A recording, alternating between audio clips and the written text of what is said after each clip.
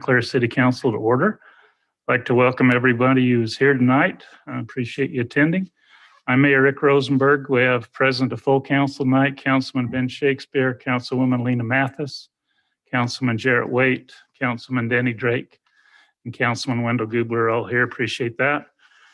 We'd like to begin the meeting with an opening ceremony and a pledge of allegiance. We've asked Councilman Gubler to lead us in that. Would everyone please rise and salute the flag?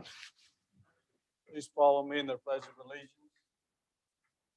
I pledge allegiance to the flag of the United States of America, and to the republic for which it stands, one nation under God, indivisible, with liberty and justice for all.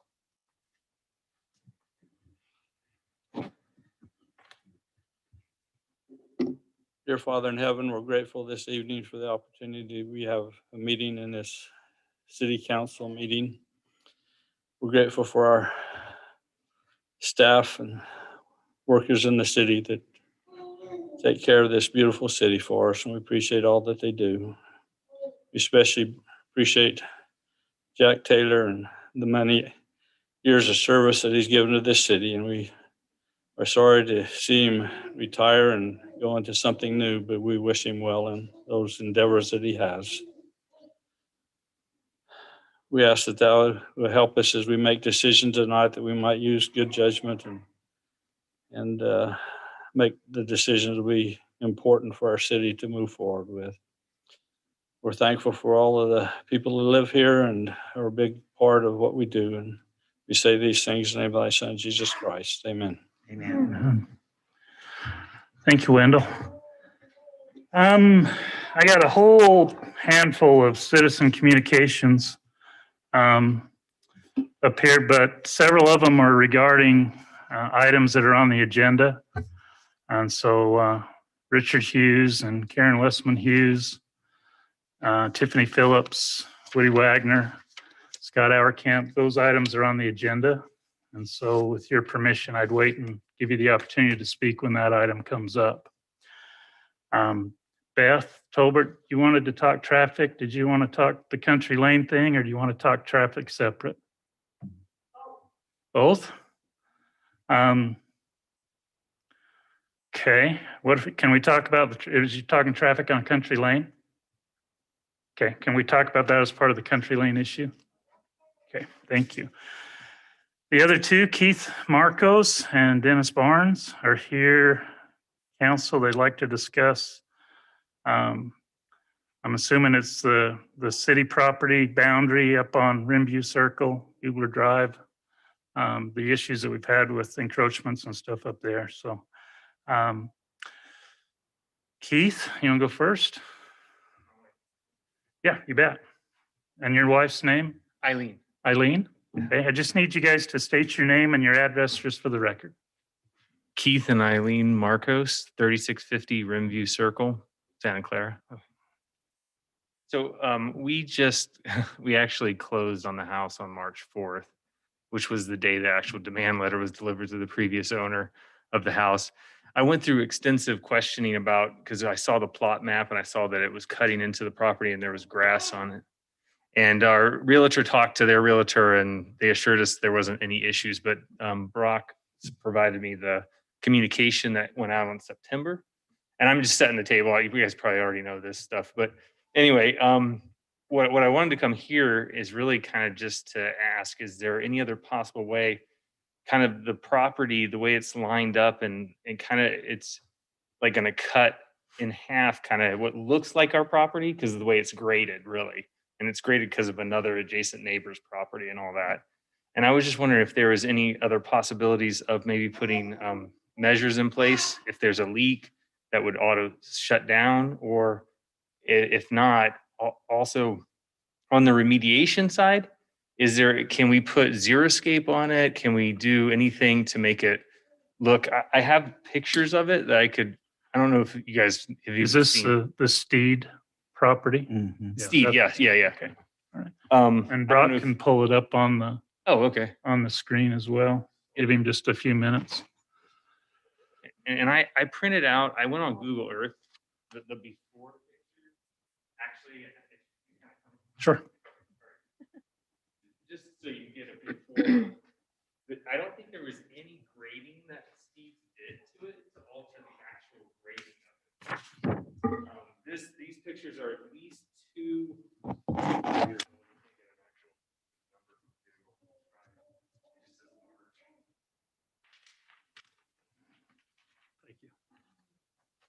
You can give it to Brock.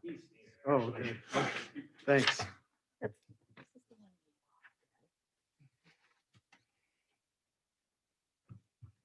And while it's coming up, when Brock was out there and I met with him, kind of he showed me the line where it was. So the lines on the plot map, the graphic at least that was provided to me, it's a little bit skewed. So it's about right down the center of the slope down, which you'll see. I don't know if it's actually it's the different.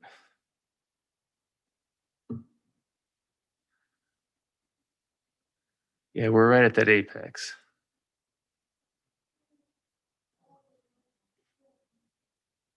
Gotta go that way.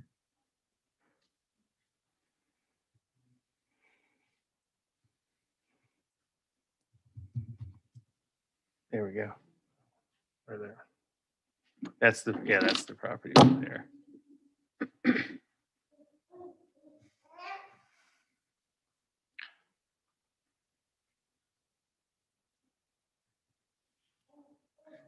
So based on that property line, actually, I was just wondering if the back porch is literally right there. You need him to get the mic, Chris. Did you get? There's a portable one. Oh. Just have Jack fired up for you. Hello. Can you hear me? Okay, Yes. that's good. So right here, you walk right out of our backyard, and kind of it kind of cuts right through there, it really is hard to return it to the picture I gave you is what it was before, which is just dirt. It had been dirt since 2003, I believe, since it was built, and it's really difficult. And I don't believe this. I believe this grading was done by the initial construction. I don't believe it was done by Mr. Steed or the previous owners. Because of this property, the way it kind of comes in there and then cuts, they needed to shore up that because they have, essentially their border is right up to that line right there. So what I'm asking is could we possibly come up with an alternative to removing the grass? And then if we can't, can I get some direction? Because the demand letter doesn't give any direction. Like, can I do zero scape? Can I put rose bushes there with drip irrigation, or is it no irrigation? One thought was to remediate maybe with some stone steps because it's a pretty steep slope actually. So that was kind of my ask.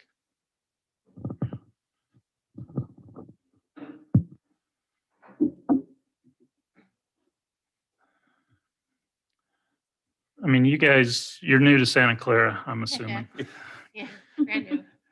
Santa Clara has a history with some of the slope stabilization and some of the slope failures. We just recently have done the last attempt to try and stabilize a similar hillside above Chapel Street that failed, and we actually had to relocate 4 homes because of the failure of the slope. So council's probably a little sensitive to issues relative to the slope and the stability of the slope. We had walked this site at the request of Mr. Steed, who was asked if he could buy that property from the city. When he discovered that he'd crossed over the line, they talked about purchasing it. And city council went up and walked this particular site to kind of see problems with it. There's probably still some concern on the council about the close proximity of the lawn and the turf irrigation on the top of the slope, and some concerns about future stability of the slope, and then any instability of the slope, if that could lead to problems with the adjacent homes. I'll let council answer your question if there's anything that can be done there. It's hard to, taking the grass out would be a positive move in my mind to just reduce the irrigation being placed on the top of the slope. I don't know that council would have a problem with the rock work that shows up on this, or, the ability to walk back there and stuff. We just don't want walls and improvements like that built back in that zone. Definitely don't want a lot of heavy lush landscaping back there. If I were you, knowing what I know on the landslides, I'd probably pull even some of the grass that's on your side of the line back and maybe replace it with some low water, type stuff that would just reduce the amount of water that's going into that slide. But council, you feel like that there's things that we can do to work with the Marcoses on that encroachment on the city property, or do we just want to stand with the demand letter and have everything pulled back to that line? Well, I'll speak first. On this, the concern was the liability to the city. Obviously, the previous owner was trying to purchase that property, and as a council, we just felt it put the city in a real problem as far as liability in future. So I think the key was for the water to be pulled back off city property for the slope and everything else. I don't, as far as xeriscape and things like that, I think from the council side, from my side, it was just we weren't comfortable with the sell because it opened up a floodgate of does everybody come back and want to purchase property all the way down to the road? Mm-hmm. And also the water on the roads, or the water onto the city property. So, Mayor, as far as for me, it's getting that irrigated area off city property, off the slope. Certainly, I don't think there's any issue for me for as far as remedies, as long as the water is just pulled back to the property line and things like that. So I think that's where I stood on this matter. And you're aware of the notice of hazard that's on the final plat? Should have been on your title report relative to the area in the back. Sorry, can you say that again? A notice of hazard, a slope protection zone on the back side of the lot. You're familiar with that language? No. It's on the subdivision plat, the recorded final plat that identifies the boundary of the lot where it's located. It's a notice of hazard, a slope protection zone. The integrity of the natural slopes and hillsides may be impaired by grading activities as well as loading and the introduction of water. Because of the potential instability of natural slopes and hillsides, adequate setback of structures from the top of the existing slope is required. No structures, including swimming pools and or fill soil, shall be permitted within the slope protection zone shown on the plat. Privacy walls and temporary structures may be placed in this area. Which lot number is yours? Do you know? Is it right here? Is that not on that plat? SCSH S15? Is that? Or is that? Tax lot's 15.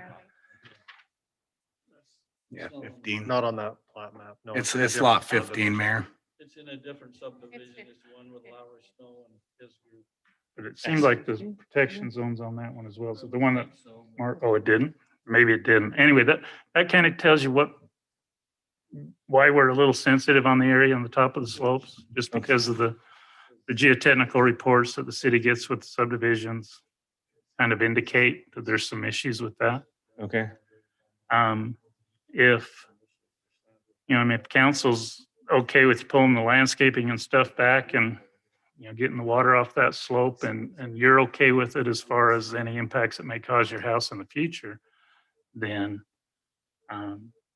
that we could probably work something that way. I don't think council wants to sell any of the property up there because of the liability, but they would probably work with you in removing some of the irrigation, some of the live plants that are back there, and probably could replace it with some gravel or something like that. I don't think that's going to be a problem, as long as we're not talking about extensive fill or loading any additional weight up on top of that slope.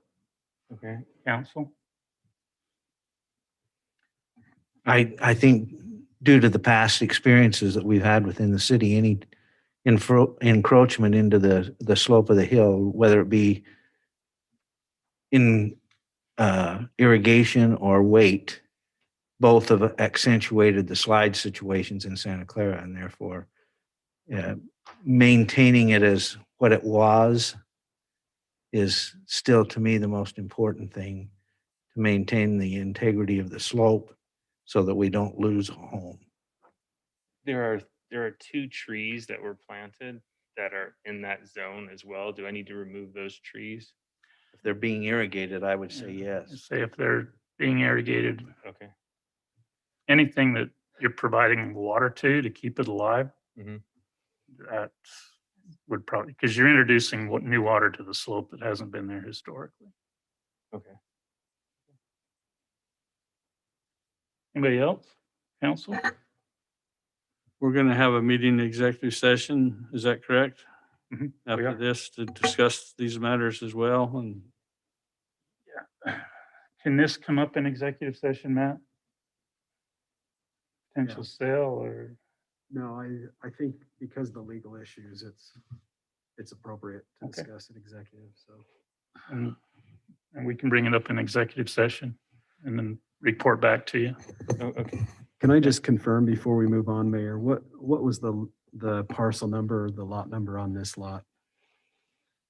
I think- Do you have it? SCSCH. Yes. Yeah. Let me just.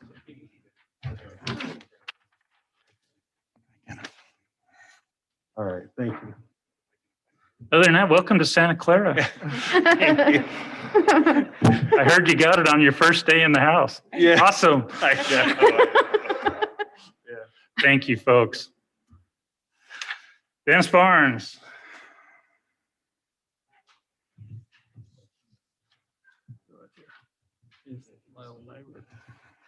Can you guys hear me all right? I'm okay. Pull it down. Yeah, just state your name and your address for me, Dennis. Dennis Barnes, 1631 Goobler Drive. I'm not sure if I'm a good neighbor or not, but I'm Wendell's next door neighbors, or been there for a while. We're kind of the gentleman that just spoke before me, that land dispute with the guy that just, the resident that just sold that home, kind of sparked a little bit of a, let's check the whole hill. And that kind of started from there. And it went on down. And about 15 years ago, I've been a resident about 22 years now. 15 years ago, we started to develop that area up there. And when I built my home, it had all the engineer staking markings, everything was there. So we put up our home and privacy wall. I remember seeing the stakes a little bit down, a little over the hill, and one stayed there for several years, just no one ever removed it. But I stayed away from that stake. But what happened was from the trigger or for the spark that came down, they were saying that anything past their staking now they just put up, it has to be removed. And that's just a few feet, it has all my wall and my cinder block and iron wall, talking about tearing it all down. And I was kind of like, well, I'm confused because I've seen the stakes when I built my home. My whole family, we all saw it, and it was not even that close to us. And so I mentioned to a city official, I talked to him about it, and he said that they would look into it. And I was just told that they came and remeasured it, and that it just was, commented that my numbers were accurate. That that I felt I had more down over a little further from my wall than what this was showing. But I was just again going what I built 15 years ago. The house was inspected by the city. The walls were built and all finished up, and everything was approved back then. So I just found it, a little, in a sense, unfair to, 15 years later to receive a legal letter saying remove or else. And then if I'm okay saying this, I have another neighbor that's just 2 houses down. She can't make it tonight. She's a great citizen to our area. Everybody, I think most of us here know Mark Walter, a great man. He just passed away from cancer. And he has a little tiny putty green that he built for his grandchildren on the top of the hill. And he has also a little in-ground little trampoline for his children and grandchildren. And they want that removed. And he built that back when the home was built, right close to that 15-year mark. And she just said that she feels that she just told me to help and a few others to represent her because she doesn't have the energy right now suffering, she's mourning her loss of her husband. But she did say that she felt like that her husband, Mark Walter, big name in the community, that he's done a lot for this community. He helped my son get his Eagle project. We weed-eated the trail between Mormon Rock and Mormon Fort. And he's out there with the weed eater serving his community when he had pneumonia. And that was just 6 months before he died. And I look at this and I'm thinking, how can they, anyway, I won't speak no more for her, but I'll just say that she said she felt like she was being taken for granted and being kind of trampled on or stepped on. So that's all I wanted to say. I've got the map. You spoke about it, about the land, about the hillside, etc. I felt like I was nowhere near it when I built my home 15 years ago. That was approved again. Previous owner of the land, I believe, was Lowell Anderson. I think the city has acquired the land years later. Lowell Anderson, I believe, was the owner of that land back when I built. It was never bought up until just recently. That's all I have to say on the matter. Mayor, can I, just a question on that. So you believe this, and again, I don't know transfer of title and land purchases and that, you believe your stakes originally were further out? I do. Unless they were, I know for, like I says, they were quite a bit further. They were over the hill and going down about 15, 20 feet. There's a confusion zone. There's a zone there that's called, he read it earlier, the private, you can build a privacy wall or temporary structures. And that shows from where they put the marks out recently, that showing another 33.5 feet. And that's what I saw 15 years ago. It was down there. And like I said, one of them remained there for years later. Just no one wanted to walk down and pick it out. But, it was there.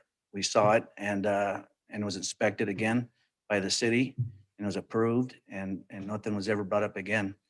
And I mean, right now they're having it shown like 3 or 4 feet too far out.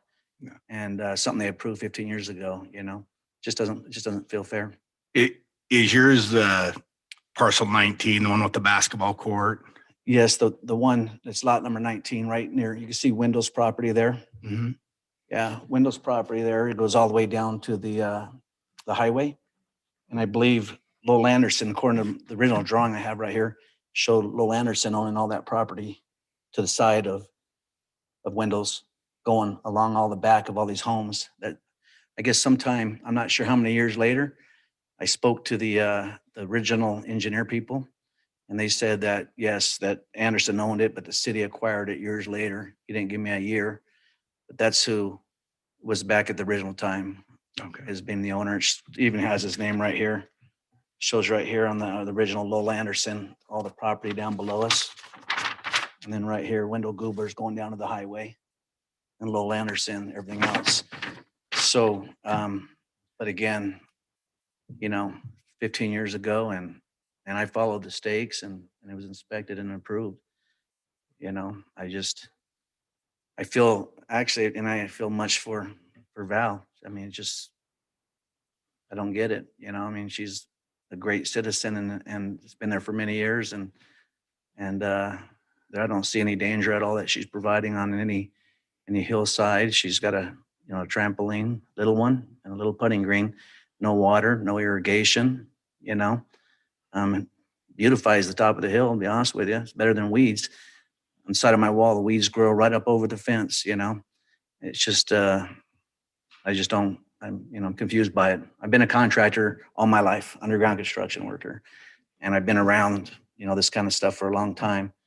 And just surprises me that something 15 years later that's been approved, would bounce back like that. Dennis, Yes. you mentioned to me earlier that because you questioned it and you knew when you built your wall that you were within your property lines, that you actually rolled that to find out what the actual footage was? I did. I rolled it out. The map on the scale on the map, you'll see there's the black dots in between will show you the footages. Mm-hmm. And they show you how long your footage is between the dots. And at the bottom, And then it just shows another dot going at the end from this dot to that dot of 33.5 feet. And that's the caution zone, or the landslide Right. zone. And that's what I believe they had staked out 15 years ago, because that's about exactly where the mark is today on down further.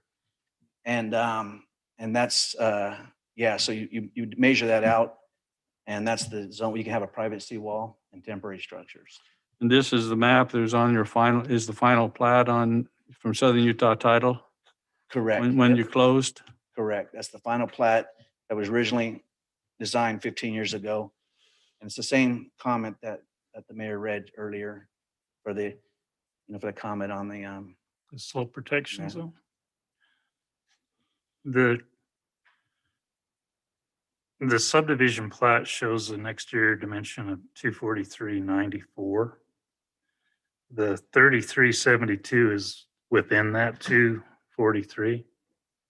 I just scaled it off the map, and so your total property length is a 243.94. Is that what you wheeled when you guys were out there? Yeah, 244.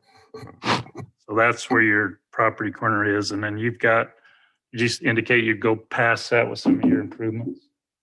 Correct. What's going past that I can't really tell from that. Is it just concrete for basketball court and your wall? What's past that? I have the wall, the block wall with the iron, Mhm. and that's just a few feet past. And then I have a little concrete pad, getting those weeds are growing all over the wall, and I put just a little pad there to. So there's no irrigation, no pools, no anything in that back part. No, the nearest water, in fact, my backyard has zero irrigation. It's all fake. It's all fake grass. And I have no water within that wall. I would say the nearest water, that has any water at all is several 40, 50 feet away from the top of that wall. It's just nothing but brick wall and fake grass and a little bit of concrete. On Walters, the encroachment, is it just the trampoline pit and That's it. the little putting green? No water back there? No water that I've seen. She might have a plan or two. I haven't seen that, but I look at the line, and it actually goes kind of right across to her little putting green. Mhm. Putting green's a little kitty one, Right, small. kind of cuts it in half, and then her trampoline might be a couple more feet. Just a small kitty trampoline. Okay. But she actually removed removed a little bit. It's in ground. All right. Well, we're going to talk about an executive session. I appreciate you coming in, your comments. And Sorry to get a little sensitive on her. She's just an awesome resident. no, Val and Mark are longtime friends, so Great guy. I appreciate that. Thank you. Thank you, sir. Okay, we'll come back to this, council. Back to the agenda. Conflicts and disclosures. Council, does anybody have any conflict of interest they'd like to disclose tonight regarding items on the agenda? Okay, seeing none, we'll go ahead and get started in the working agenda. We do have a public hearing. I apologize for those who come to speak at the public hearing. We're a little late. Public hearing to receive public input regarding shooting in the South Hills. This is just an opportunity to receive some feedback from residents regarding the South Hills. The city is currently still considering pursuing property from the BLM under an RP&P grant to try and incorporate or develop a shooting range, a designated shooting range out on the west side of the South Hills in the southwest corner of the city. If you've been around the South Hills at all, you recognize the conflicts that can happen out there with the mountain bikers, the hikers, and the shooters all in the same place, and some of the safety issues. So the city's been trying to work with the county and the BLM to get area out there. We're coming to the point that the county has backed away, and they've said, city, if you want one, then you're going to have to take the lead on getting it. We've talked to the BLM, the local managers down here, who have indicated there is some hope of getting the range. They didn't slam the door on it completely. We have to go through quite an extensive environmental clearance process. It may require some redesign on the range, but in any case, it's going to require expenditure of Santa Clara City public dollars. We've got an item on the agenda to discuss environmental assessment out there on 270 acres for the road and the shooting range. And Brad, it was 14,000, is that right? 24,000? Yeah, I was cheap. So we're talking about significant expenditures. We'd really like to get some public feedback if they feel like this is something the city should pursue, if they feel like it's something that we should not pursue with taxpayer dollars, and hence that's why it's on the agenda. So we do have two people that have asked to speak on this item. I'll let them go first, but it's open to anybody that's here. It is a public hearing. And so we're happy to hear your feelings and your comments relative to shooting in the South Hills. Karen? You dyed your hair. You're with a mask and the red hair, you're incognito, Yes. girl.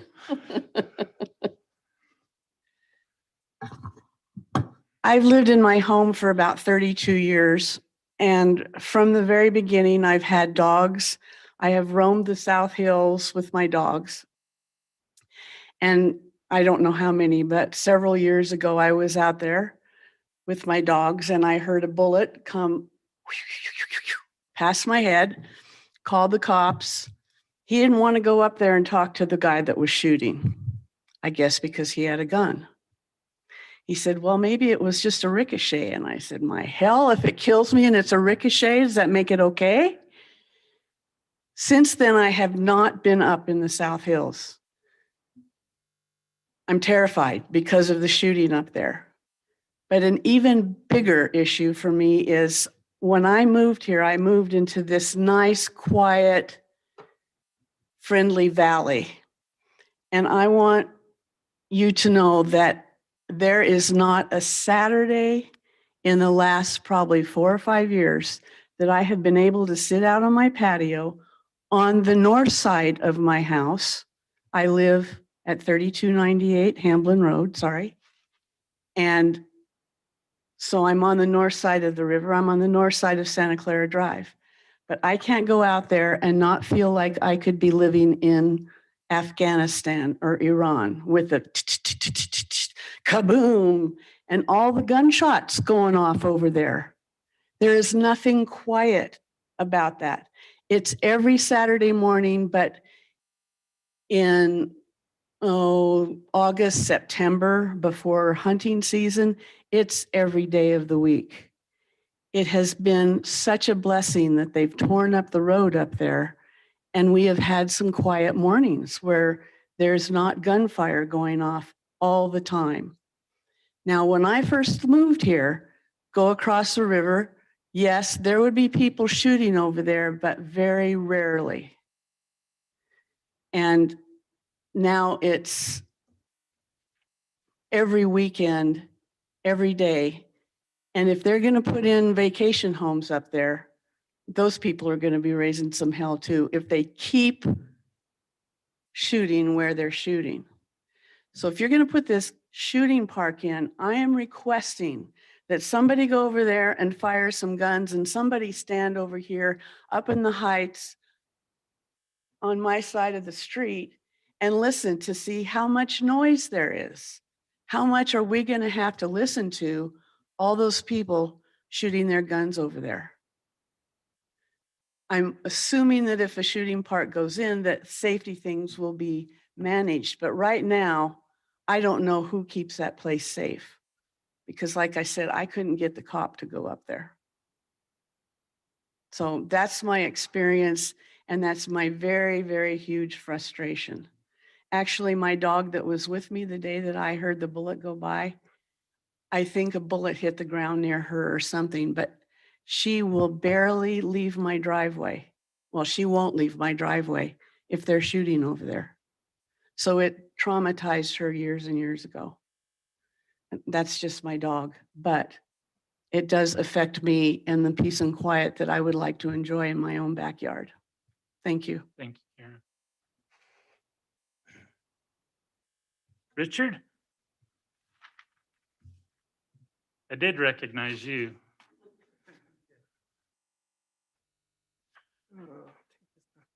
My name's Richard Hughes and that's my wife. I live at 3298 Hamlin Drive and I've lived over on that side approximately 26 years. And I've got several comments. It's the shooting. She says weekends, but we just got before the road was closed, shooting every day, shooting at 6 and 7 in the morning. But the other one was it gets dark and they're still shooting. They're not stopping. We hear automatic weapon fire, which I would think is illegal.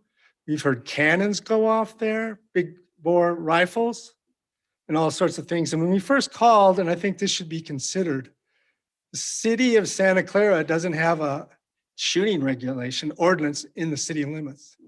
Ivans does, St. George does, Washington does. We don't have one. The only thing they fall back at least what the chief of police said at that time, is the state regulation, which basically says you have to be a quarter of a mile from a house and you can't shoot across the road. It sounds like a war zone out there. And I'm not sure pushing them out is going to help that much. The road's closed, right? There's big signs saying up. They're still going up there.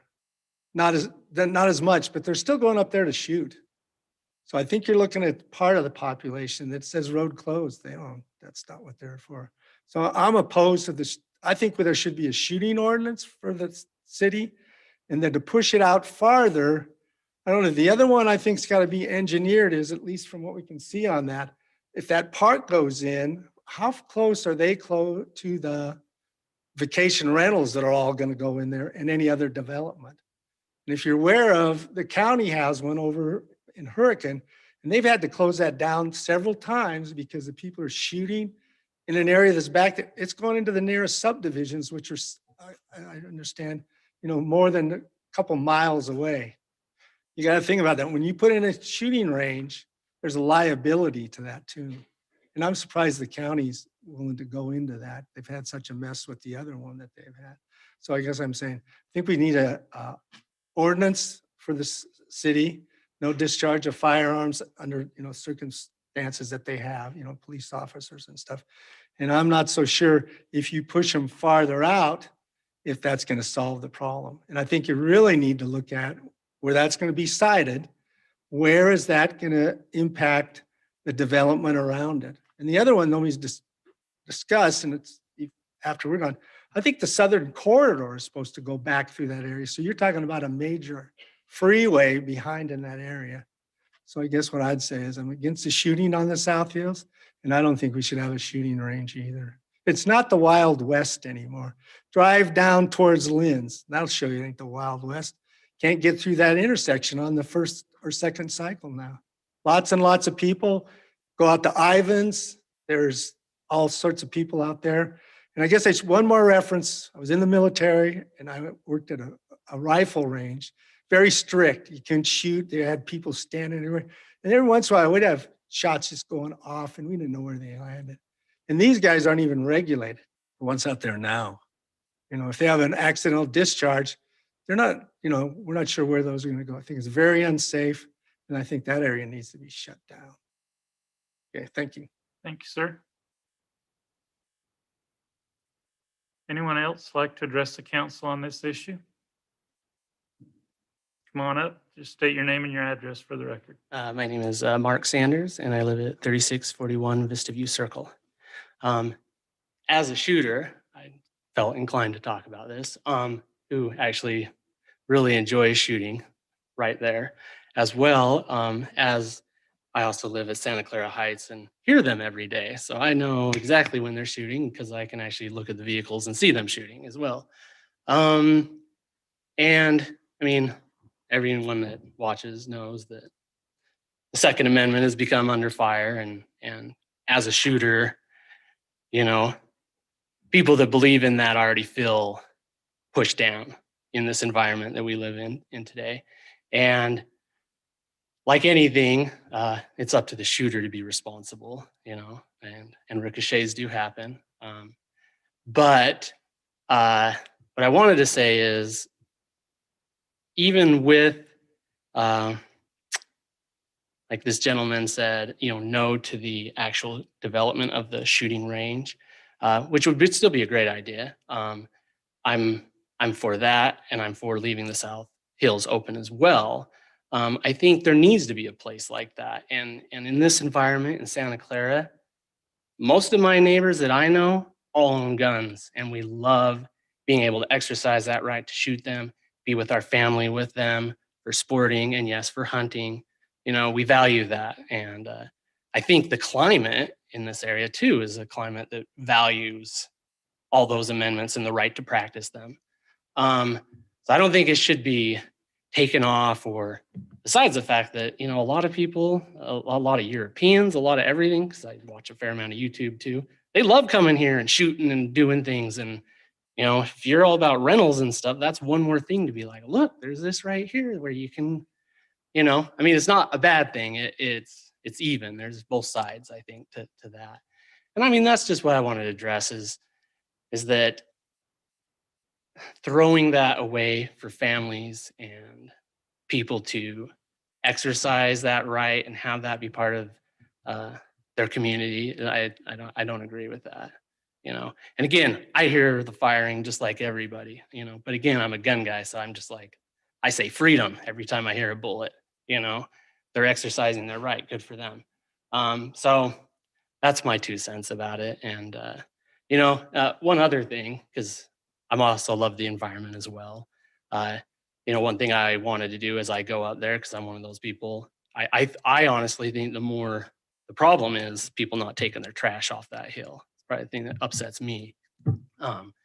Is one thing I want to do is I wanted to start a community and a city.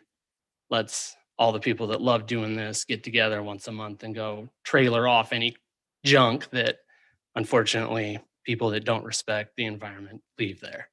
That would be my, let's help this, and I'll help you to keep it open for the people that love to have access to do that. So anyways, thanks. Thank you. Come on up, Craig. You're next.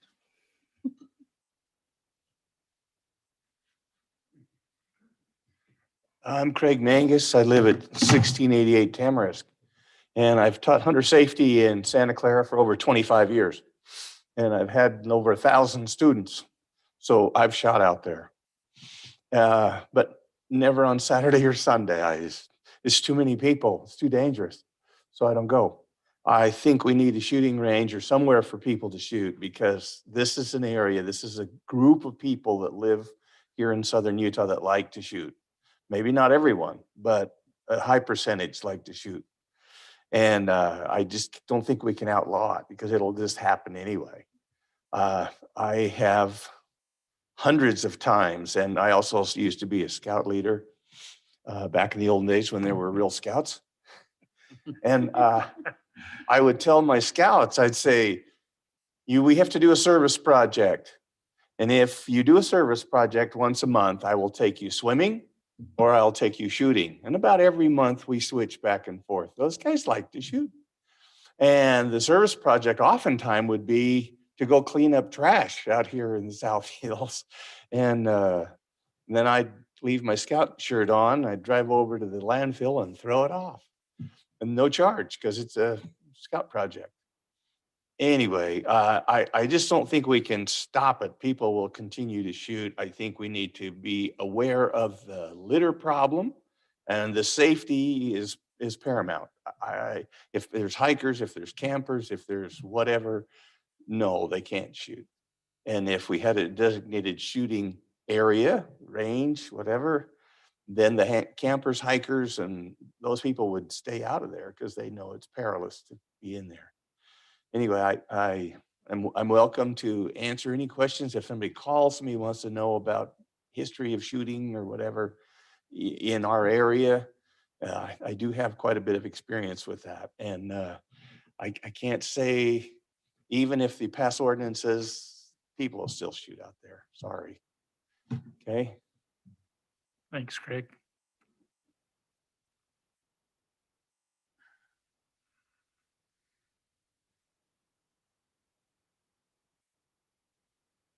Hi, my name is Gary Lamp. I live at 1379 Sycamore Drive, right over here. And I'm a gun advocate, and I agree pretty much with what he had to say. I'm also sympathetic to Karen. Um, I kind of feel like the shooting issue is, no pun intended, got a target on it because there's plenty of noise and dangerous things going on over there in that area.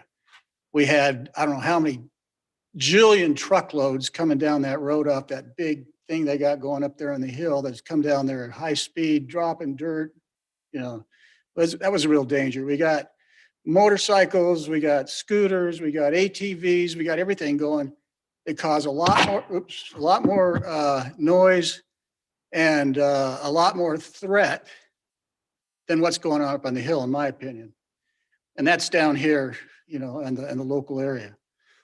We got kids driving that are underage. They're ripping down the street with their friends. I mean, I was shocked one day to see, I must have been a 7-year-old in an electric car or an ATV or something, with like 2 and 3-year-olds in there driving around. So it's kind of a free for all over there, which in a way I like, because I like the, you know, somebody says it's not the Wild West anymore, but I kind of like that, having lived in Southern California and then 25 years in Las Vegas, to come up here and have a taste of the country and some of the things that are going on. And slowly these things are being encroached upon.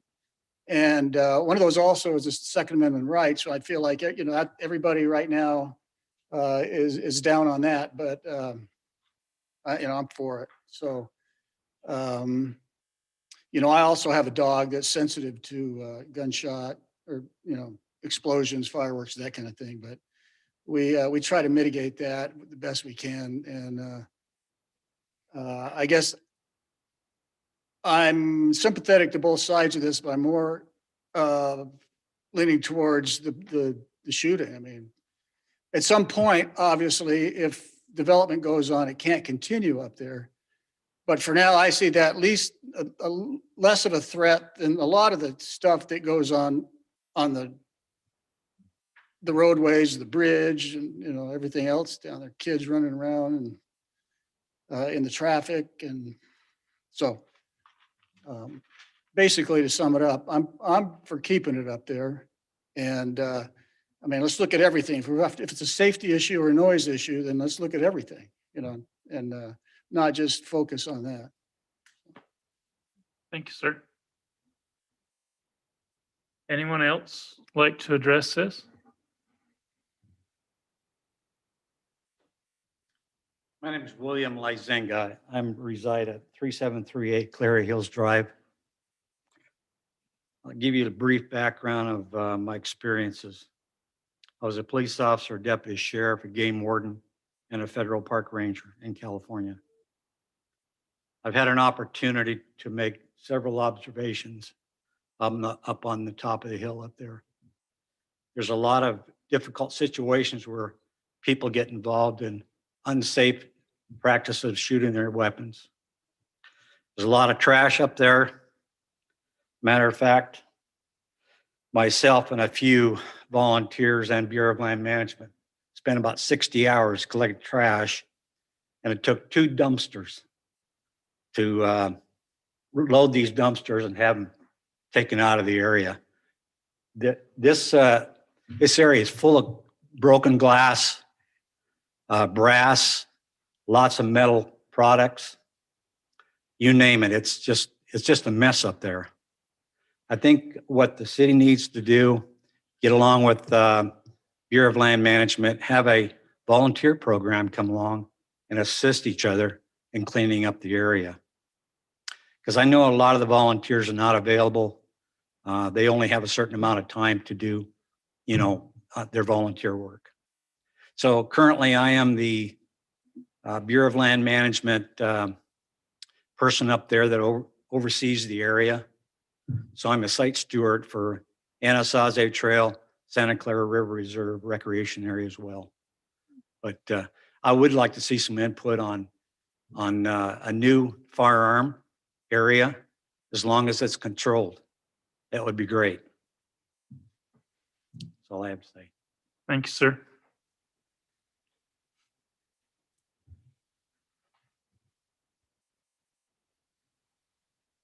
Good evening. My name's Eric Marriott. I live up in the hills as well. And I just wanted to chime in as well on the trash and the activity that goes on up there. I think if there was a range that we would have an area to go to, and I think that would help in keeping other activities to one specific area. It could be regulated, it could be managed. If there's other shooting going on around, I hear occasionally as well, it does sound like somebody's firing a cannon off up there, that it could be handled within the range. And if it's manned, and I mean, I wouldn't mind paying to go up there and shoot. And if we had something like that, I think it would be a much better facility and safer for everybody. And then we could manage the trash. I would be willing to volunteer and clean up and do activities like that up there as well. So I hope that we can get something where, it's designated area for it, and then it's safer for everybody. So that's my 2 cents. Thank you, sir.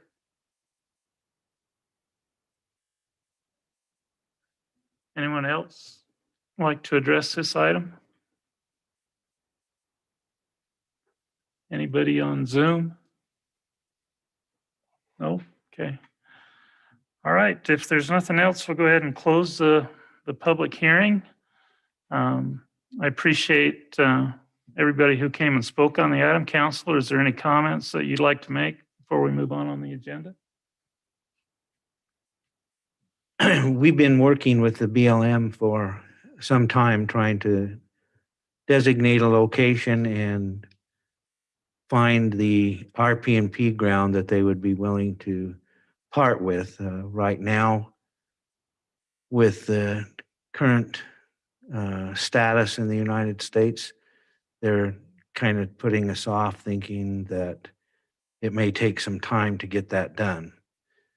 So in the interim is what we would like to try and develop some methods of cleaning up the area and taking care of the shooting that's going on, making it safer and more constructive. But we want you to know that we are working towards a solution, and we're hoping to come up with one in the very near future. Thanks. Other comments, council? Will we be discussing this as an item later? Do you want to jump to that I now, think or- the item was probably going to be the environmental assessment, the expenditure to proceed with that. I don't know if this is going to work. I was going to show you where the range was. That's not even close.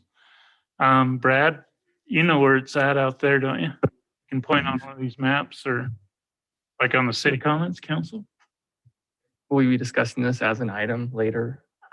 Do you want to jump to that I now, think or- the item was probably going to be the environmental assessment, the expenditure to proceed with that. I don't know if this is going to work. I was going to show you where the range was. Yeah, it's not even close. Audio works great. There you go. There's an obvious lag time in our audio, so. Yeah.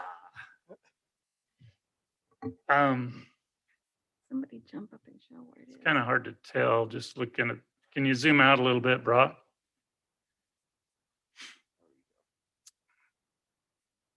The area in red, if you can see the screen, those gray circles and the red lines is kind of the shooting range and the backstops that have kind of been designed. There was a shooting consultant that was brought on. The shooting direction is to the south, and so it's away from the city. This area is located in the far southwest corner of the city. The blue line is kind of an outline of the Stookie Springs Road, the road that goes out through the BLM and crosses the Cove Wash and then continues out to Stookie Springs on the BLM. So this site is well away from any existing structures or really any proposed structures out in that particular area. And the direction of shooting is south away from it. It's kind of 2 ridges away from the city. And so I haven't seen any noise studies, but that's the area that we're looking at. It's about as far away as from the built portion of the city that we can put it. and still be inside the city. BLM can't regulate it on BLM lands themselves. But the city can regulate shooting on BLM lands that are inside the city. They still have to comply with city ordinance. And so the idea in the past has been for the city to designate an area where the shooting can take place and then enforce no shooting in the rest of the areas. So they would no longer be shooting allowed on this side of the ridge.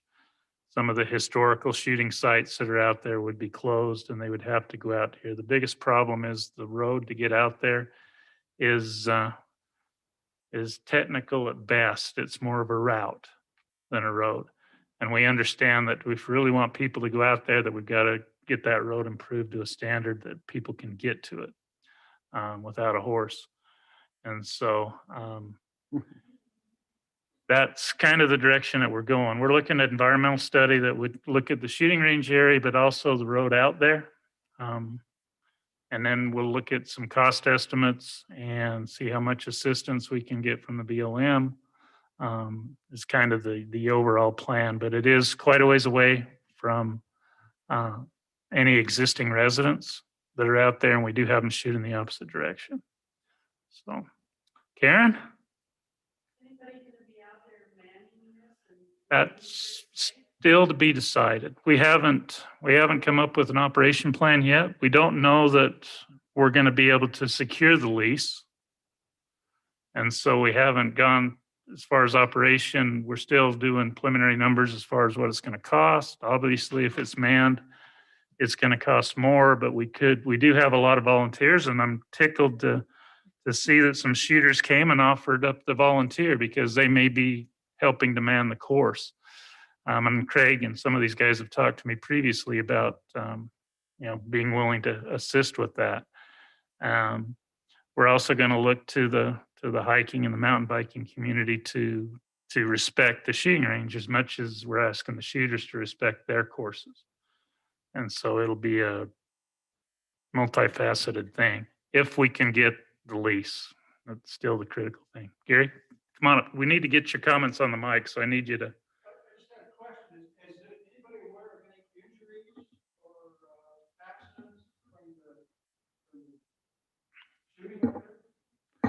Yeah.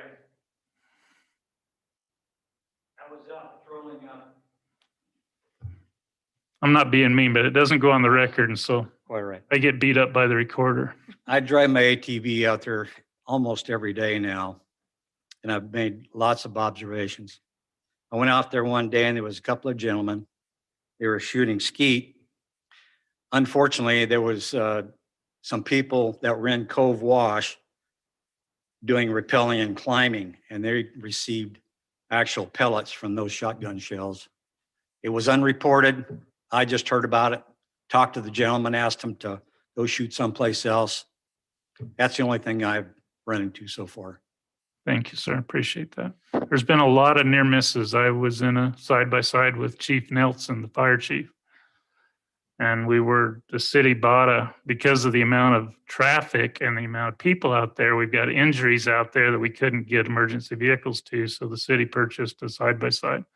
I was getting the mayor's test drive in the side-by-side, and we came up over a ridge and looked down the barrel of a high caliber rifle about 30 yards away, and it was aimed right through the windshield. And luckily he saw us before he pulled, but there's a lot of blind curbs, hills, and things out there that present the opportunity. And so we don't want to have that happen.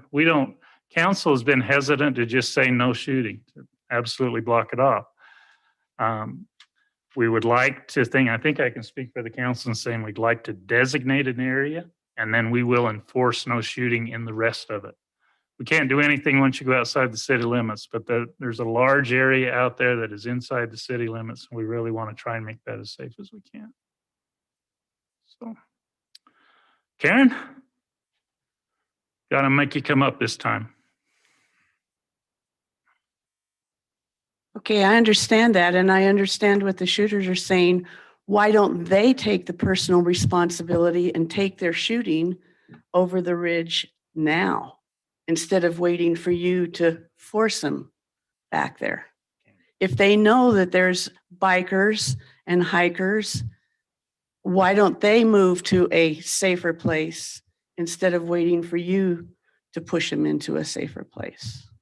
I think the shooters, for the most part, the ones that are here tonight are probably responsible shooters and pay close attention to that. But one problem that we do have is the access. It to cross Cove Wash now and go up the other side takes a unique vehicle that a lot of people just don't have access to. And so the project will include the road improvements to where you can be able to get out there. Once we can have a person can access that, then we'll start the enforcement on it. And if the problem keeps getting worse and we can't get it, we'll probably end up enforcing it on the whole city limits anyway. We'll just our hand will be forced at some point in time. And it's a lot closer to that now than it was, say, 2 years ago.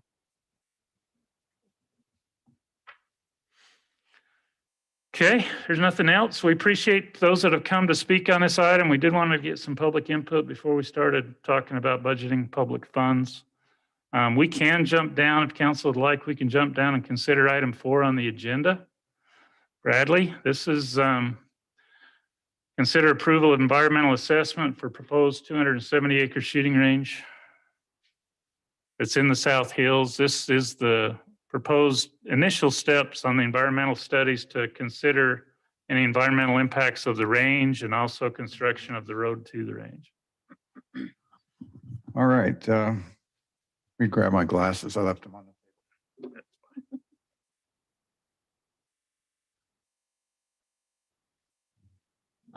So the shooting range located in the southwest section of the city includes about 270 acres, and the road that goes to and from there, what we call Stookie Springs, it also includes a 300-foot barrier each way. The original quote I've got was for $14,000, and in my staff report in the bottom it says that the bid was only for the area of disturbance and range road. I have the updated bid, and Chris put the figure in there. The actual figure is $20,898. The original bid before the BLM wanted us to survey a larger area was $14,000, like the mayor said. And the reason for the increase is Gloria Tibbetts, she's the field manager acting for the St. George Field Office, sent the mayor a letter. And she said they will need to have a 300-foot buffer for the survey since this will be home-grown milk vetch habitat, even in the ACEC area, critical concern. Because this is a shooting range, there could be some effects to desert tortoise that would include noise and shooting itself. So the survey for plants with 300-foot buffer where construction disturbance would happen, and survey the entire project area. So that entire project area outside of the shooting range itself is why the cost went up a little bit. So the reason that we're doing the survey now is, and it said in that letter, but there's only a certain period in the year, it's late March through early May, where that particular plant can be detected. When we did the RPNP for the park up on the South Hills, the adventure park, we did it in July, and we weren't aware of this. So what happened was when we brought our EA to the BLM, and they said, well, what about these plants? There weren't any to be known up there, but there was no documentation to show that we had done a survey for them in those months. So what happened was we ended up having to spend additional money and do an entire survey for the turtles and those plants. And it put us back about, well, we did it in July, so to the following April. So they would like to go ahead and do this survey in April, why the plants are actively growing. And this will tell us what we're dealing with, what's out there. If there's plants, tortoise, and what mitigation, if any, we can take to try to mitigate it and make it a viable shooting range. So this would be like the first step, so we know what we're dealing with when we do. Let me ask you a question. They already have an ACEC there. Right. And established a study already done. Right. Why are we repeating a study on something that's already been done? Yeah, I can't answer that question. I can only go Well, by I what. think we ought to Gloria go back to Tibbetts- them and ask for a partnership in this rather than us extending our. The funds buffer is for it. outside it's adjacent to the ACEC, but it's a new area that's not included in the ACEC. But we can't are doing disturb the inside. ACEC. Well, their portion of the buffer goes into the ACEC. Yeah, there's 13 acres that But overlap. all the improvements happen outside the ACEC. They have, by law, they have to. They can't give us any lease inside an ACEC. No, I understand that. But what I'm saying is if we've already got a study in place, let's share the cost rather than eating the cost all by the city of Santa Clara. This is beneficial for both the BLM and for the city to establish a shooting sport park rather than us taking on all the liability and the BLM not wanting to take on all the liability. Let's make it a partnership and see if we can't get a shared cost in this. I thought initially it was to be $14,000. It's now jumped up almost double Right. than what we were originally thinking. And we can go and approach the BLM to see if we can get some participation. I know from other projects, there's been no participation available. The thing is, if we wanted to get this done soon, then we would have to probably just call them and talk to them and see if we can get some help that way. And We can do it this week if Right. they're available. okay.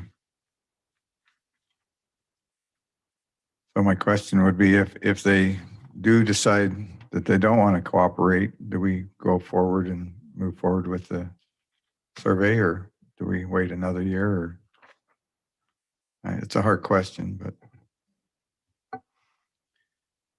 Yeah, I'll say for me, like the urgency is there just to get it done. And if they help, great. If not, $10,000 is worth the safety of the people out there to just get this figured out and get it going like now. Agreed. we were working with the BLM when we did the RPNP for the 52 acres up there, and Bob, I can't remember his last name, but he retired and he went through and did the survey, and he said, I know there's nothing in there, that there's none of those plants there. I know that for a fact. And so we went ahead with it, and then he retired and the new person came in and it was a different story. Yeah. So I will go ahead and talk to the BLM and see if we can get some participation with the EA. Let's get that in the form of a motion. Yeah, I'll make that motion, Mayor. I move that we approve the environmental assessment, the proposed 270 acre shooting range as presented with a request to the BLM to assist in the payment of the up to $25,000 for this assessment. Got a motion. Do I have a second? Second. Motion by Jarrett, second by Lena. Any question on the motion, council? The money item, roll call, Ben? Aye. Lena? Aye. Jarrett? Aye. Denny? Aye. Wendell? Aye. Passes unanimous, Brad. Let's contact BLM. Benny will help you with that and let's get it going. All right, thank you. Okay. Mayor, can I ask a question on the process? Sure. Is there a time frame? Obviously, is this assessment limited once we do the assessment, if we don't do this for 3 years, are we gonna have to do another assessment? Is there a timetable, Brad, do you know to this, or is it an environmental impact assessment that? I don't know that there is, but I'll ask that question too. I think it'd be important It's to know. part of the grant. If we do the assessment, since it's an RPNP, if we do the assessment, then it'll start through the RPNP review process. And that Right. took about a year after the assessment was done for the South Hills. It'll take 18 months. Okay. It has to go to Washington and be put on a docket or a general ledger for Federal 6 notice or months. federal And ledger. people can make comment on it, and then it comes back, and then they open it again for comment. And then if there's any comments that are substantiated at that point, then they may require us to go back and check another section, But then once the grant if the RPNP grant is issued, then the city has to start performing work within 3 years. Is that what it is? You have to come up with a 5-year plan. In other words, what you're going to do first year, second year, third year, fourth year, fifth year. And then at the end of that 5 years, if you're progressing with your plan satisfactorily, they'll extend that another 5 years, and you go through those 5 years. And at a certain point, then they'll turn the land over to the city permanently. So it'll be city-owned land. That's the same way that I understand that we got the Arboretum, was through a RPNP many years ago in the 80s. That's the time frame after that environmental gets approved and they give you the right of way, then you have to start Yeah. working toward it. There It's is, not something that has to be done right. really fast, but you have to keep making progress toward achieving it. Yeah, one of the caveats is of that, once you get in the RPNP and it becomes in that program, that land is dedicated to the RPNP and you can't sell it or develop it. If you do, it reverts back to the government. So that's what it's for. And they wanted to develop part of the Arboretum a couple of years ago. A developer came in and wanted to buy a strip of that on the side of Lava Cove. But because it was an RPMP, they weren't able to get the property because it would have gone back to the BLM. And that answers my next question is if this does become a shooting range, we build the road, we do everything. And part of this, we've got an adventure park out there. So part of this access that's going out there covers both of this. Obviously not quite as far, but at the shooting range, we get 20 years down the road and we're going, okay, now we've got a shooting range that we determine isn't the right location. We need to move it further out somewhere else. I think you could go back to the BLM. I don't think you can sell it, but if you had to change the use of it for another reason, say a park or something, you could probably do that at that time.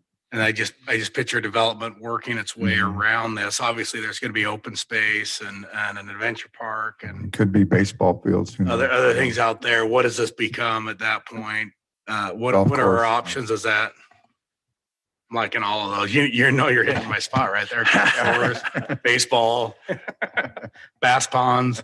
So, all right. I just wanted to know clarity as we move down that because again, in 20 years, if that designates as a shooting range, there is development that is proposed out there that Part of that RPMP is also a management plan, how you're going to manage it, who's going to take care of it, who's going to pay for it. You have to answer all those questions too.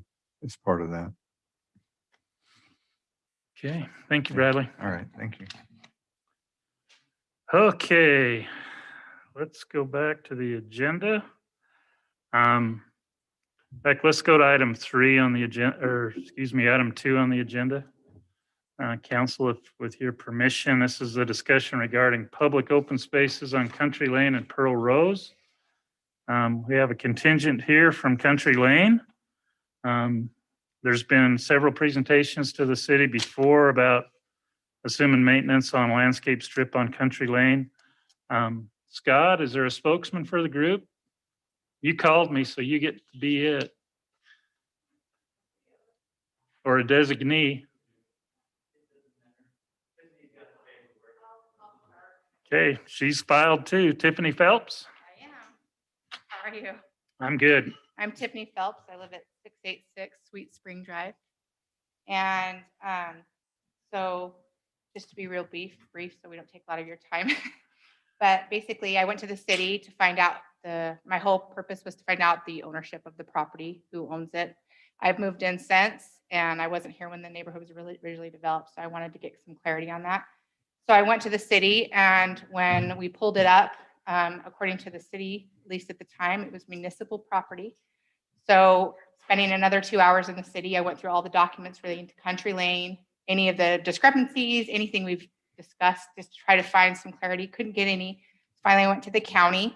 The county gave me, I went into the county, and the actual county recorder, Gary Christensen, met me there. And he met me right at the front door with all the documents for Country Lane, phase 1 and phase 2. I'm in phase 2 specifically.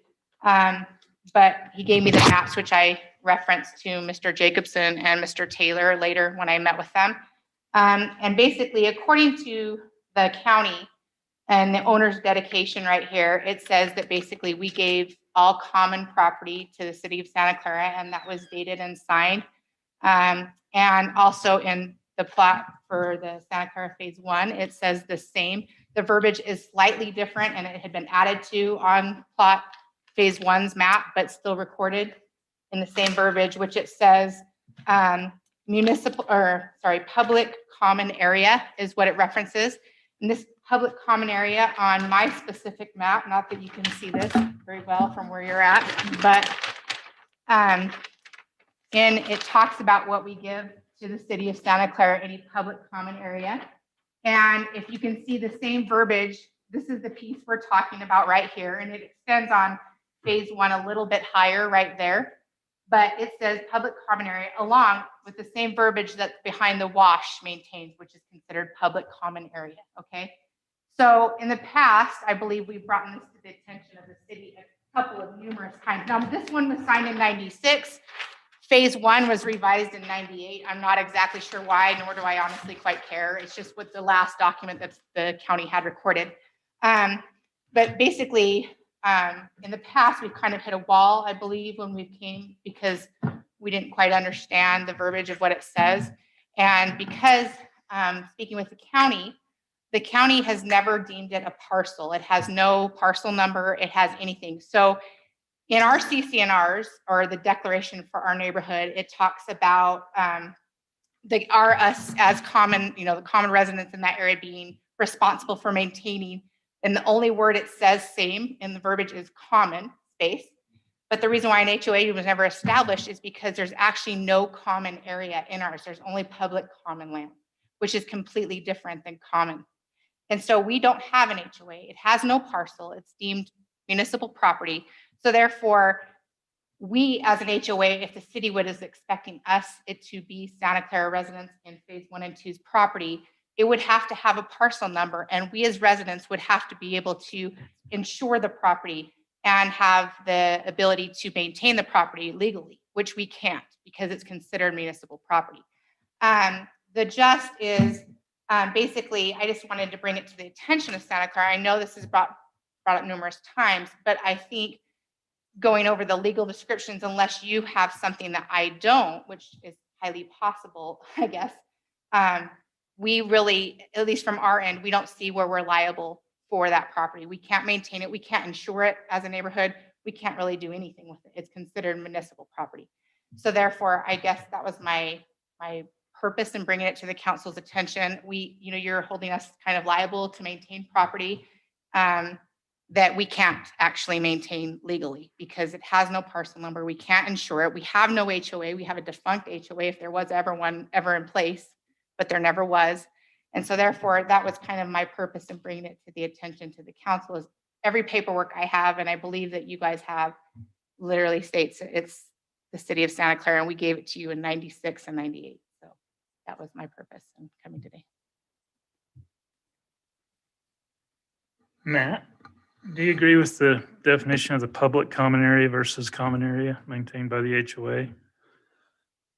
Well, let me give a little background as to what I've looked at and then I'll give you my opinion. But I did take a look at this a little bit this afternoon, and I looked at the documents that are in the county records, including the plats for both the phases of the subdivision. There's definitely some stuff on the plats and in the CCNRs that muddles the issue. The property is designated on the diagram on each of the plats as public common area, which is really not a description that we see much. And frankly, I've never used that for a description of any kind of city-owned property. Usually when we describe a common area to be owned by an HOA, we would say common area. And if it was going to be public property, we would call it something else. We would call it public property or public park or something like that. So even the description of the way it's designated on the plat is strange because it's just not the way we would typically do that. The CCNRs don't help much because they do talk about common area. And so they suggest that there was some kind of an intent at some point that there might be some common area owned by an HOA. There's an HOA named in the CCNRs. But it's not unusual for there to be some inconsistencies in CCNRs, especially from years ago. And frankly, I think the plat ultimately is the most important document to look at for what the intent was for this property. And I think for me, what it comes down to is on the dedication, on the owner's dedication on both plats, the dedication is solely to the city. There's not an owners association mentioned there. And so on both phases, I checked them both. The owner's dedication is a dedication of property to the city only. It mentions specifically public streets and easements. It doesn't specifically say this property, but I think the fact that that's the only dedication that was made, that there's no dedication to a homeowners association or anything else, I think that's for me the definitive thing that ultimately leads me to believe that this was intended to be property owned by the city. So, like I said, there's a lot of stuff that muddles the issue, and I know we discussed this a few years ago. I don't remember what that discussion was, but it seems like the outcome of our prior discussion was that the property owners ended up still maintaining the property. So I don't know whether we just didn't reach a definitive answer in the previous discussion, but as of today, what I looked at was basically consistent with what's been presented, and based on all that, kind of considering all of it in the, together, I think ultimately the property was intended to be given to the city.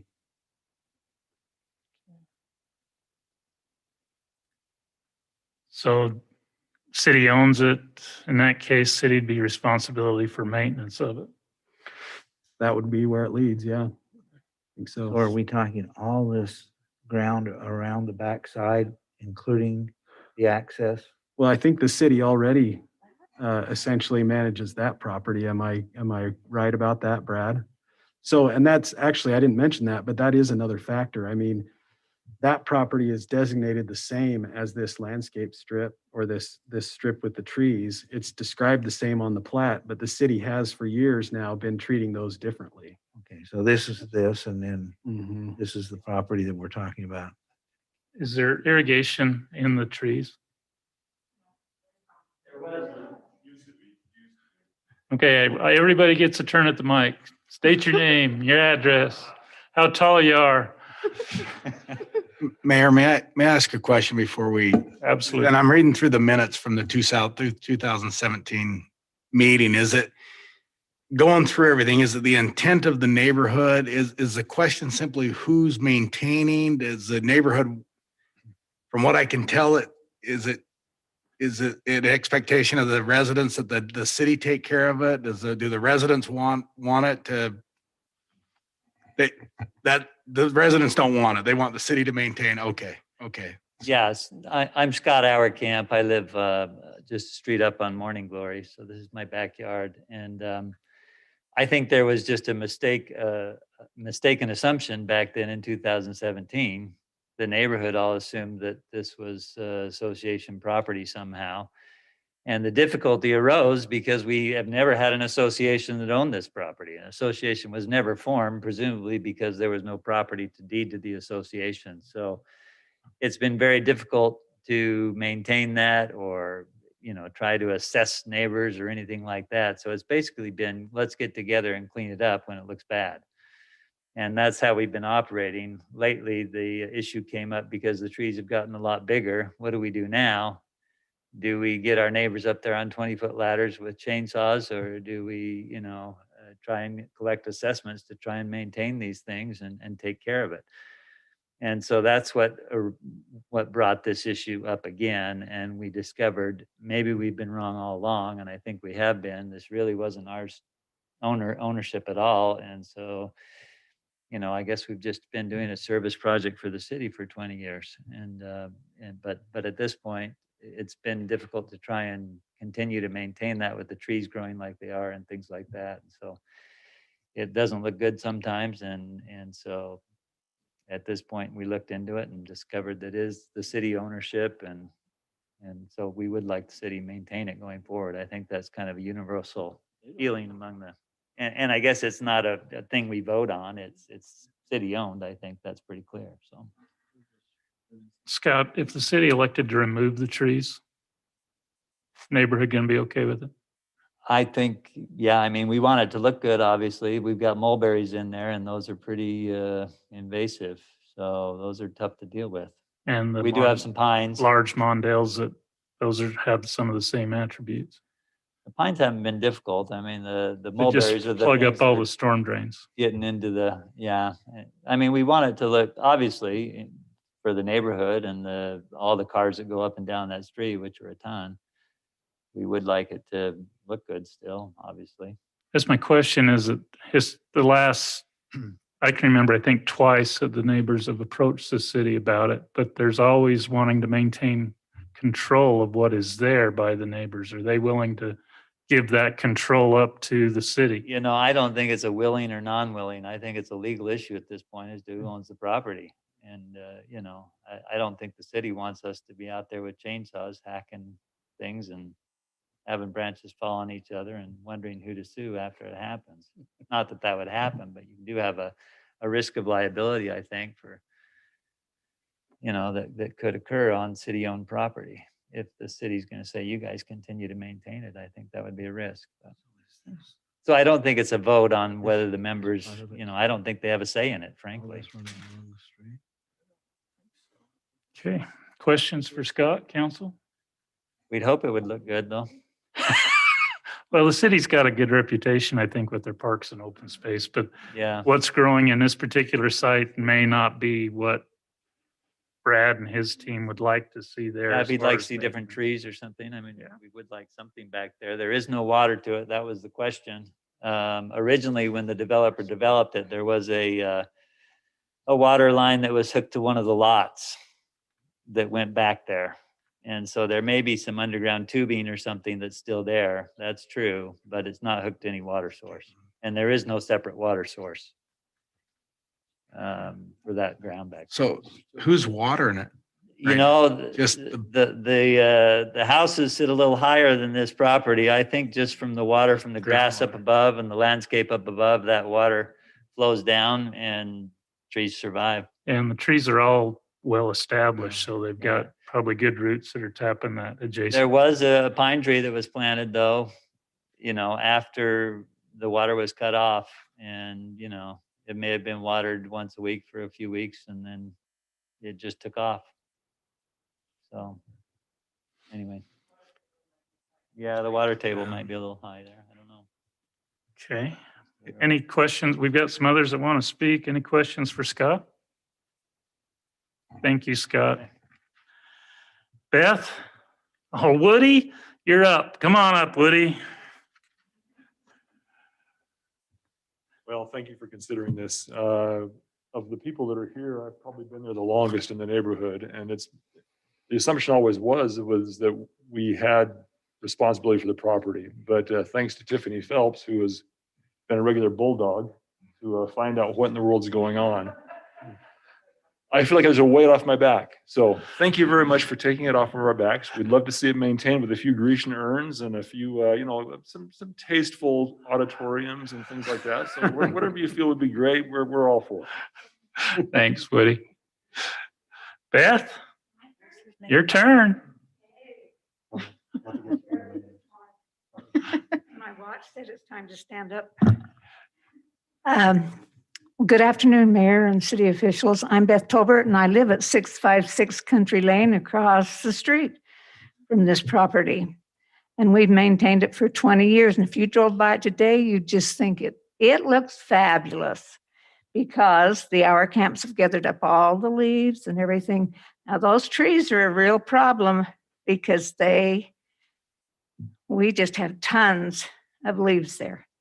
But actually, I think the neighborhood's done a great job of maintaining it, and we're just going to be delighted to have you maintain it for us, because when I look at it, I just love seeing it look nice.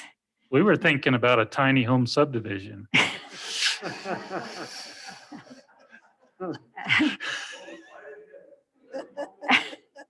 Anyway, do you want me to talk about the other issue I was wanting Yes, to ma'am. talk about now or later? Absolutely. Let them have it. Well, I live on Country Lane, and my access is out onto Dixie Drive or onto Sunset. I know most of you drive Sunset. It's a nightmare now. And we have a high density development going in on the corner of Lava Flow and Sunset. which is going to add to the problem. I know St. George put a light in on just to the east of us, which I suppose was supposed to maintain that traffic a little bit. But when I go to grocery shop at Lynn's, I'm clear back on, well, almost to my street. The traffic is just horrendous. And so my question is what is the city's going to do? What are you going to do about traffic? I'm sure you have a plan. And when would we see that?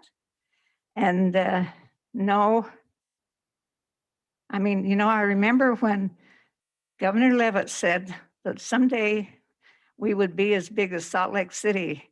My friends and I, who are all old, said, oh, well, thank goodness we won't live to see it. But we're seeing a lot of it come true. So that's my big concern, is the traffic in the city. Because with all of the vacation homes there are and more going in, it's just a real problem. So I'm sure you're aware of that, but I want you to know I am, and it's a big concern. So thank you very much. Thank you, Beth. There is a master transportation plan that the city participates with the neighboring communities in the Dixie Metropolitan Planning Organization that has future routes designed as part of it to facilitate the additional traffic needs. The Western Corridor, this is the route that goes from Ivans out near, it's just west of 200 East in Ivans. It's the blue line on that general plan right there that loops out through the South Hills. When we see the Sunset Boulevard and Dixie Drive start to exceed their capacity, then that brings that road on that'll connect Ivans, bypassing Santa Clara, and connect it down in near Tonnequint, the Tonnequint Data Center. And then also eventually to I-15 at Sun River. The last plan I saw, those were still a few years out, but they were moving up quickly. I think they were on the 10-year construction plan now with the state transportation infrastructure plan, whatever they have that's funded. Those are all regional roadways. They're funded with transportation tax and federal highways money and state money. It's not necessarily a local Santa Clara City, thankfully, doesn't have to build that road. Your taxes that you're paying now will contribute toward that road project. That's probably the next major arterial road that is going to get built will be the Western Corridor. We've been preserving right-of-way for it in the Heights, where it goes through the northern part of Santa Clara Heights for a number of years. We've been acquiring that right-of-way. Most of it goes through the BLM. It's going to be environmentally challenging.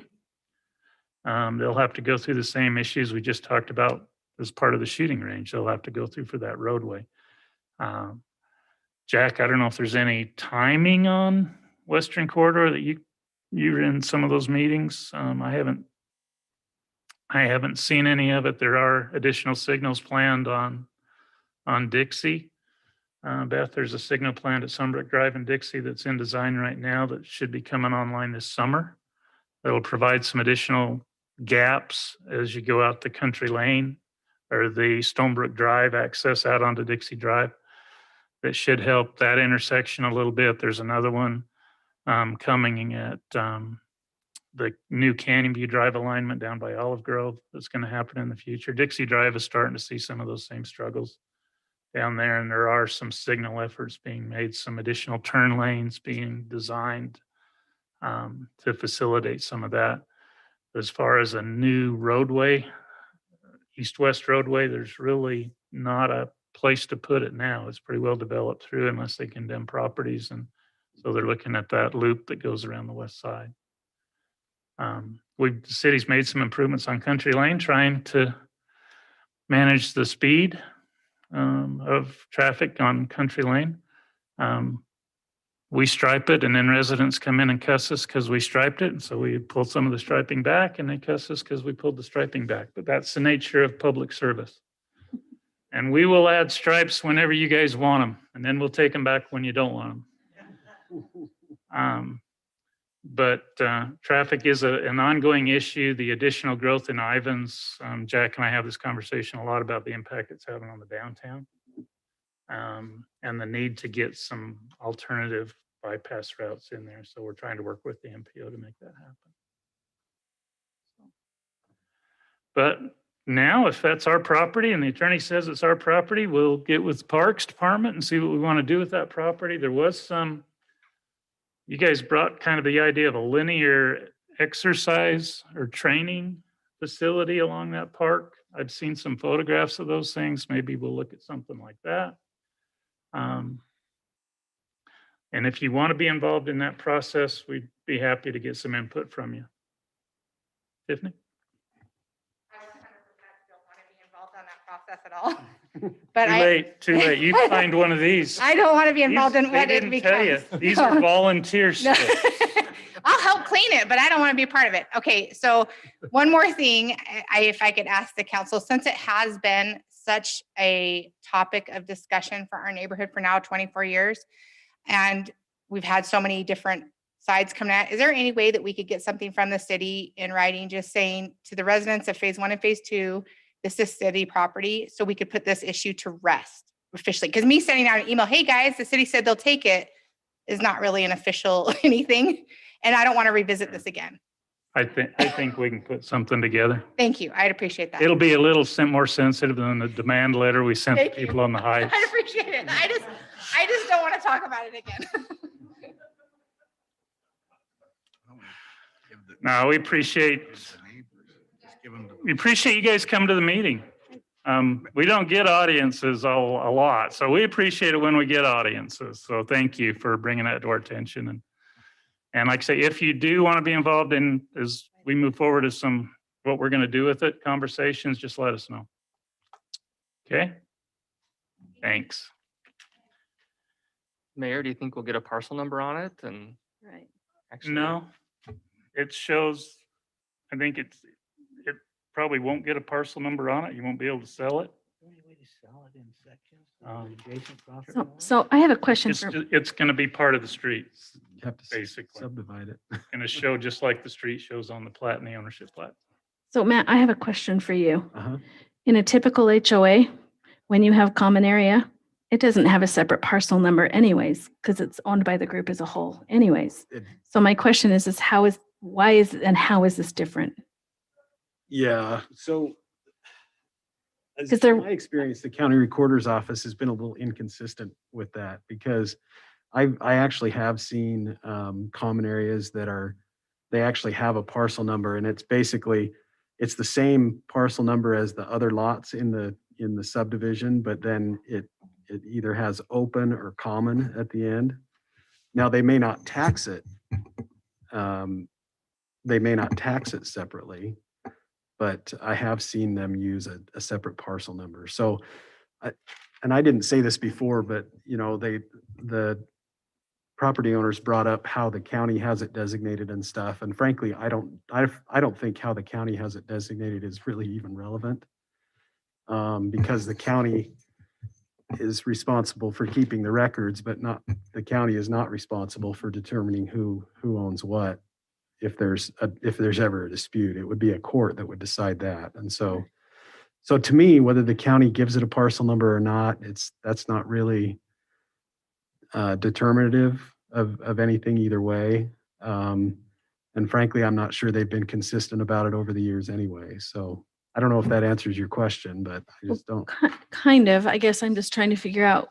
So it's just the verbiage in the owner's dedication then that we're basing that off of? Yeah, because when you have a plat that has a homeowners association that's receiving a dedication of common area, usually that will be expressed in the dedication. But where this is, has a specific dedication to the city and nothing else, and where you've got, even though it's described in a way that's not typical when it says public common area, which in my mind, you could argue Either way. Yeah. But the city for all these years has treated some of that property as city property. and not the other. They really ought to be treated the same. So The property behind the lots in the wash, we don't want HOA or anybody controlling that but Yeah. the city. Sure. We've treated that as city-owned property when anybody's wanted to do anything across that line. Or when we did the flood control project in the wash a few years back. So what Matt's saying is we're gonna want this, we almost have to take that. So why don't we do this? And we've done this before. Why not give all but 5 feet to the adjoining neighbors? Flat it, give it to them, leave us 5 feet so they're not, we don't violate the, It'd have to be 10. okay, 10 feet and we're not That building. would And be then, an option. because the problem is I'm not in favor of putting a park right there. We're right on, or some type of recreation area on that road. And they would probably take it if you paid to move their walls.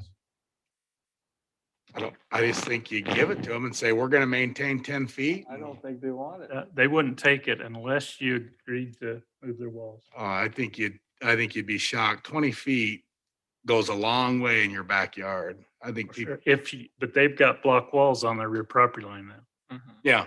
And part of it's retaining, so that wall could, So you'd have to, you'd build all new walls there, but I just look at a 30, well, it's 40 feet, but we, roughly, you hit that, you're 33 feet to that radius, so I'm assuming you're a little over 40 feet of space there. I just, other than, that's just a lot of landscape to maintain. rock chips. Yeah, I guess we'd have to put a water meter in and take over irrigation on it. And That's where the design of what it is. I think we can come up with an option that would say, how would you guys feel if we gave all of it to you, but except 10 feet so it still complied with the double fronting lot? Yeah. ordinance? And if they did, I don't think they would based on conversations unless we agreed to move their privacy walls out as part of that gift. And then we'd still have who maintains the 10 feet. well, we'd have to maintain that at that point, but it's not 40 feet or I don't know. Anyway, I'm going to look to our very talented parks director to consider what the best use of this would be, including the option of deeding some of it back and bring something to the city council to look at. There's some pictures in the file, I think, lower down of the walls. There's only a couple of walls that actually are retaining that are block walls. There's a lot of vinyl stick type walls there, but some of them have a drop off that's like 5 feet or so. And one of the problems I have with maintaining it is a lot of that water, they have like courts in their backyard, like basketball courts, and all that water just runs right off and drops into the rocks there, and it erodes quite a bit. There's some ditches and some pipes that run out there. So, Well, maybe they'd be more interested if we noticed that you maintain and take care of the water on your own property. yeah, there's a couple of them that have the retention walls that have that issue, but I went down and I walked the property yesterday. There are some irrigation hoses in there, but they're all chopped up. They haven't had water since they put the subdivision in. But personally, I wouldn't mind dropping it to 10 feet because it's quite a bit to maintain. We'd have to spray it and put pre-emergence down on it and, a lot of weed control on it regularly. So it'd be an expense to the city. That's where I worry. It's really too narrow to make it a really usable space for anything. And then it's a big, yet you're still looking at, 40 at, I don't know, you're Well, I certainly see no reason. you're probably a trees. couple acres there worth of maintenance that is just in a spot that. It's also on a curve. You can see that's I think I took that picture from Pearl Rose, but as you go up around the corner, it's kind of a curve. And, if you have people parking there and things like that, it's a little bit on the unsafe side. That's what we could do. We could pave the whole thing and make it visitor parking all the way down. How wide's a pickleball court? 40 feet. Oh, bingo.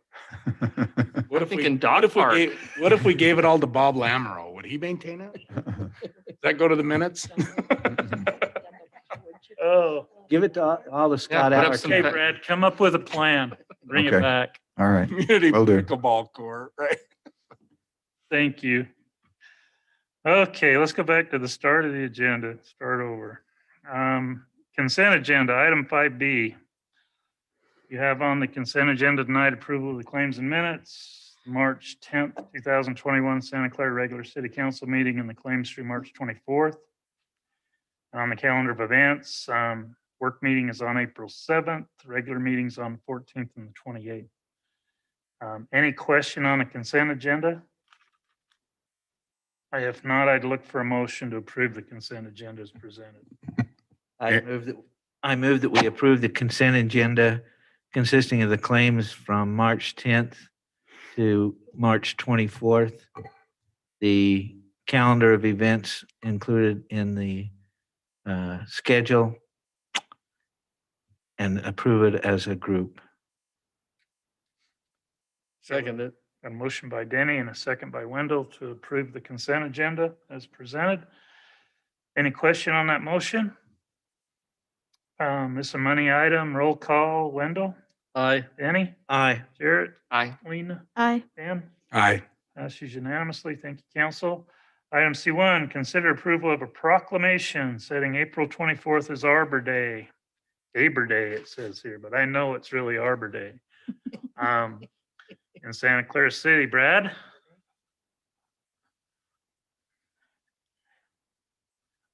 This year we want to do Arbor Day on April 24th at Canyon View Park. We're going to do a movie in the park called Genomio. I didn't pick it out, Sherelle did, but and the activities, there'll be activities for kids, but they'll all be crafts, but they'll have their own pieces and they take them home, so they won't be like reaching in things. It'll be COVID smart. You know, we'll have a good COVID plan. She already has it. We'll see what the COVID limits are at that time, and we'll do a tree planting, and some of the crafts are like making things you hang in a tree, like bird feeders out of peanut butter and seeds, and planting, plants and little dishes and, and cork and watching them grow, that kind of thing. Not why they're there, but anyway. So we're excited to do it again. This is part of the Tree City USA requirement that we have every year to get the nominations. It's one of the four parts of that that's required for that. Last year they waived it because of COVID, but that's the only year we haven't had some sort of celebration. Okay, that's all I have. Council, the proclamation is in your packet. I would look for a motion to approve the proclamation. Mayor, I move that we approve the proclamation setting April 24th, 2021 as Arbor Day in Santa Clara City. Second. A motion by Jarrett, and a second by Lena to approve the proclamation setting April 24th, 2021 as Arbor Day in Santa Clara City. Any question on that motion? All in favor say aye. Aye. Any opposed? The ayes have it. The mayor signed it. Okay. Reports. Mayor and council and Jack Taylor special reports. Ran. Mayor, I'm not going to take credit for this, but I have friends in high places with cell phones, and we may have just found a really good location for our new dog park. So we may want to strike that from the minutes. So, but 30 to 40 feet, no irrigation, along a public street, you can walk to it. Seems like a really great location. I'll get the signs made. So We'll have to fence it. Mayor, I don't have, our meetings aren't till next week for flood control, and I have on obviously we'll have lots to catch up on there, but just on traffic and that, I know staff is, we're very much aware of it. Obviously said it's just crazy what's happened in the last year and a half in the entire city, not just here, but you're looking at, other cities that have built intersections that are already modifying them a year and a half later to accommodate turn signals and distances so I know we're aware of it. I don't know immediate action on it, but something that we'll have to be aware of moving forward. And I know we've all discussed it, so, but that's all I have. Thanks, Ben. Lena? I have not had any meetings, but I do have a question for council, which is we had talked about at our retreat, maybe getting some information on the historic district guidelines that we have. Is that something that council still wants? Do you want me to provide some information from our guideline book or? To the council? Yes. Sure. I think we could bring the book and just kind of go Okay. through it together, get a copy for everybody. Okay, That'd be great. that's all I have. Lena or Jared? We had a CEC meeting this week, Community Education Channel, and went over the financials, and there's still no debt, which is a wonderful thing. It also just provides an opportunity for the board to kind of look towards the future of how I want CEC to function. And so we had presentations from 2 different professors on campus. One that presented using CEC facilities for some advanced editing classes and video editing and creating basically viral content for Southern Utah as part of their assignment work for the students. So that seemed really like a really positive thing, and that we might run on CEC as well as just kind of intros to programs. And then also a professor presented about the possibility of using the facilities for actual news broadcasts by student reporters and then possibly even community members. So not exactly a public access station, but some sort of a public news agency. So there was a lot of concern over if that would create competition for other news outlets in the area, and that would not be the goal at all, but more like a training ground to provide basically reporters that know the area well that could graduate into a professional setup. So that was very early in the process, and there's a really good, I think it's the Dean of Humanities, Dr. Lee, actually has a background in media. And so he was going to really dig into that and see kind of how that would be received by the community and if that would work. But that would be a really good chance to use the facilities, kind of what they're designed for, and not just have a studio sit empty for a lot of time. And I think that's all I have to report. Thank you. Danny? Nothing. Linda? Nothing. Rob? Well, just if anybody want to attend League of Cities, I know Jarrett mentioned last time for League of Cities in April. If you want to attend, let me know to get you registered.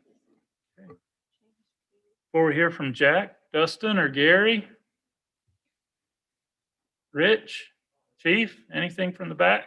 The back row? The new city staff is the back row, huh? They look good. They look shiny back there, yeah. Looking good back there. Brad, anything else? Okay, Jack, this is like your very last city council report. This is the one you'll be remembered by. I'd just like to thank the council and especially my employees, my staff that's worked underneath me. To be honest with you, my success has been because of the guys that have served under me and made me look good. And so really all the thanks goes to them for what they've done for me and having my back and helping me run this city. They've been wonderful and I love them, and they're hard workers, and I know these guys will do a great job. It's going to take them a little while to catch up, but I know they're up to it and I know they'll do it. But I've loved it here. Like I've said before, I really don't have a desire to leave, but an opportunity came and I can be with my family. And that's the only reason. I would never leave this place. I just love it. I love serving here. I love the people. And that's why I've always stayed here. It's been an awesome place. And thank you very much. It's been a pleasure. And you guys have taught me so much. I've learned so much. You've trusted me. And it's just been a wonderful experience. I used to work at Dixie Power, and I took this over and took over the power system when Santa Clara first bought it. And I started in my own pickup truck, and we had no equipment, no tools. And we've came so far. It's just amazing how far this city has come, and it's been because of great leadership on the council and mayors in this city that have developed a beautiful community. And so with that, thank you very much. I sure appreciate it. And I don't know, I'm indebted. I'm going to have a great retirement from this city. My family's been blessed. I've raised, 4 kids. And I've got 15 grandchildren.